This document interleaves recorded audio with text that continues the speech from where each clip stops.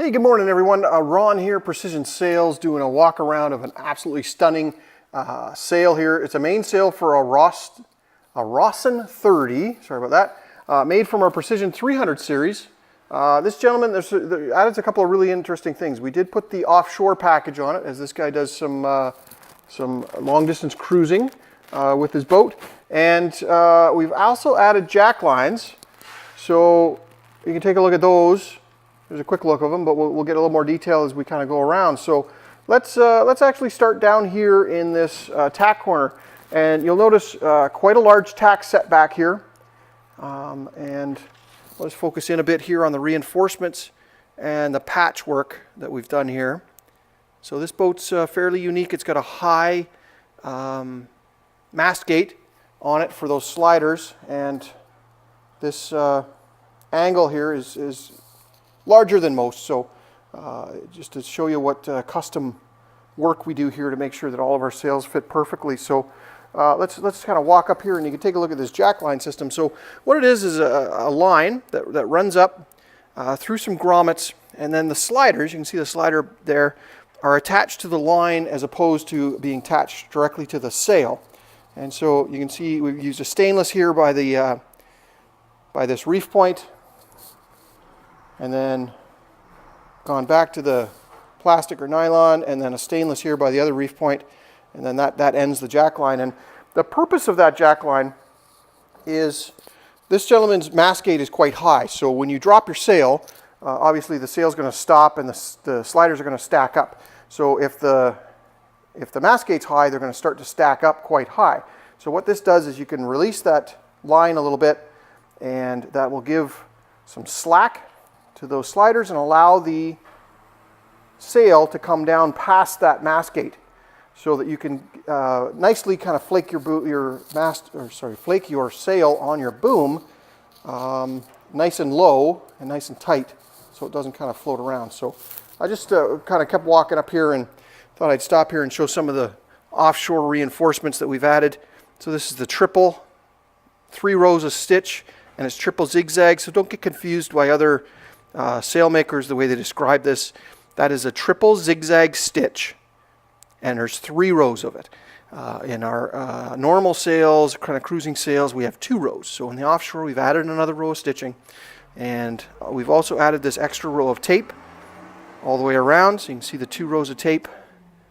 And you can see the way we do our grommets here as well for our sliders. And let's just kind of scoot in behind this sail so that we can get a good idea of what the 300 series looks like. I'll come in quite close here and keep that draft stripe in line there so you can kind of get an idea of how close I am. Let's see if we can get that to focus in so you can get a good idea of the quality of the weave of the 300 series. This one happens to be the Challenge High Modulus. And then this is the back side of the batten, and we'll stop at one of these battens and show you how it works. So we'll just kind of scoot down and show you another aspect of the offshore package. So we're on the leech of the sail now. This is a leech seam wedgie, so that broad seam with the 3 rows of stitching on it, when it reaches the leech, it's a very common area for that to split. So what we've done is we put this triangle shape piece of Dacron, and that'll stop that seam from splitting open. So we've done that at all the broad seams, and of course if they're underneath, it's difficult to see like here on this reef point. But why don't we just stop here, and I'll quickly show you how this batten pocket's going to work.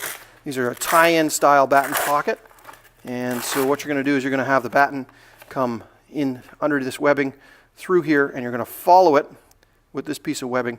You're going to bring the line between the 2 D-rings here, and you're going to go back and forth a couple of times to get some mechanical advantage, and then you're going to be able to put some nice tension on that. And then all of it is going to be nicely kind of covered under that pocket, so it won't catch on anything, on any backstays or anything like that. So an excellent way to kind of tidy things up, give yourself some tension on those. And let's just take a look at this reef point here. So we've got a nice reef belt that slides across, all the way across the sail. And then we've got beautiful little diamonds here and to reinforce those grommets at those reef points. So this is an absolutely beautiful sail. I love the fact that he's kind of reinforced this 300 series. It's a good price point, and it's going to last him a good long time for the long distance cruising that he intends on doing. So we just stopped here in the clue corner, and what we've got here is a loose-footed sail.